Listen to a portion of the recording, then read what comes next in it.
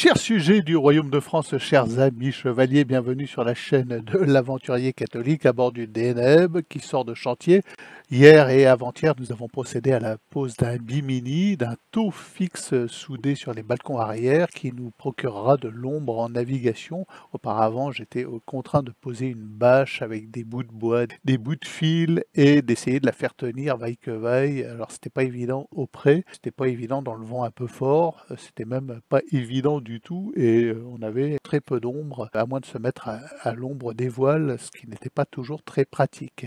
Donc voilà, c'est fait, le bateau commence à prendre forme. Vous voyez à l'arrière le régulateur d'allure. Alors pour ceux qui ne savent pas encore ce qu'est un régulateur d'allure, c'est un pilote automatique. Vous voyez la pale aérienne là, qui s'oriente en fonction du vent. Un pilote automatique qui fonctionne avec la force du vent et de la mer. Donc le bateau commence à prendre forme pour la longue route, ce qui est sa destination. La longue route, ce tour du monde en solitaire par les trois caps, ce à quoi je destine le Deneb.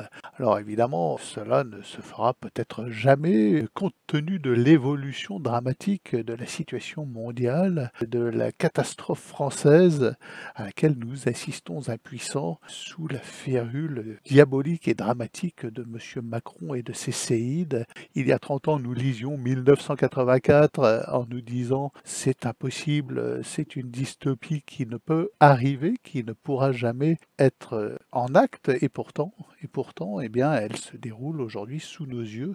Tout est inversé, nous sommes dans le novlangue, la paix c'est la guerre, la sécurité c'est la contrainte, le mal c'est le bien, Jésus-Christ c'est le mal absolu et une imposture évidemment, puisque le mal c'est le bien et donc il faut vous libérer des contraintes de votre Créateur, des contraintes religieuses et vivre comme si vous étiez des êtres surgis d'une contingence immatérielle sans aucun destin spirituel, n'est-ce pas les amis? Voilà votre vie et votre destin. Donc oui, nous sommes dans 1984 en acte. Vous pouvez relire aujourd'hui ces livres et voir que c'était une prophétie et que cette prophétie est advenue avec le progrès, la technologie, que cet état phagocytaire, vampire, cet ogre qui ne vit que pour lui-même, a mis à profit pour son seul bénéfice, pour son seul plaisir, comme sa seule nourriture, pour son propre bien et sa propre survie au détriment du bien commun pour lequel il n'a que faire, absolument que faire. Nous voyons des hommes d'État courir après des voitures de luxe et de James Bond, tel Macron, en voyant les services de l'État quérir pour lui une Aston Martin, et dans le grand déni, mais non, c'est une fake news, mais on peut être assuré que ce monsieur-là, que ce Macron, qui ne vit que dans l'apparence, le faux semblant et le mensonge absolu, est capable de ne penser qu'à son propre plaisir, sa propre consommation de tout ce que vous voulez, tout ce que vous pouvez imaginer, que ce soit au niveau substance, au niveau bien, au niveau sexuel. Ce type-là n'est absolument pas là pour le bien des peuples. Hein. C'est un être d'apparence comme peut l'être le gouvernement de 1984. Il nous crée des peurs, il génère des peurs permanentes. Relisez ces livres prophétiques.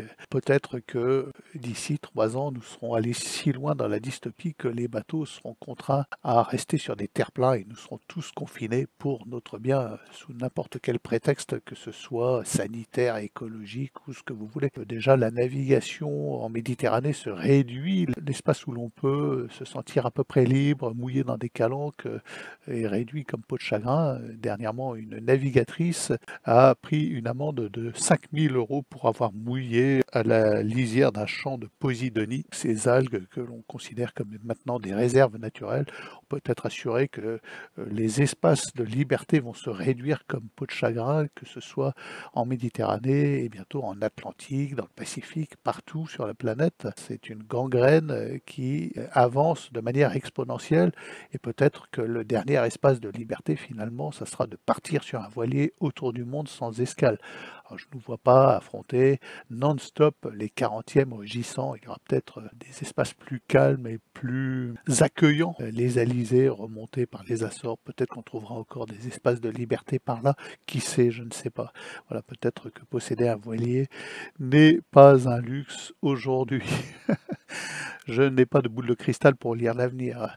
Ce qui est sûr, c'est que notre refuge, Le plus grand refuge, c'est pas tellement un voilier, notre refuge est dans le nom du Seigneur. Notre refuge est de nous ancrer dans le nom de notre Seigneur Jésus-Christ et d'y trouver la liberté, la dernière liberté humaine, puisque Jésus nous libère. Il est la vérité et il nous permet d'échapper à cette chape de plomb de mensonges que représente cet ordre mondial, ce macronistan général qui tente de nous faire sombrer dans la peur. Jésus nous finalise et Jésus nous enlève la peur. C'est mon devoir de vous le dire et c'est ma conscience de marin que de vous le rabâcher sans arrêt.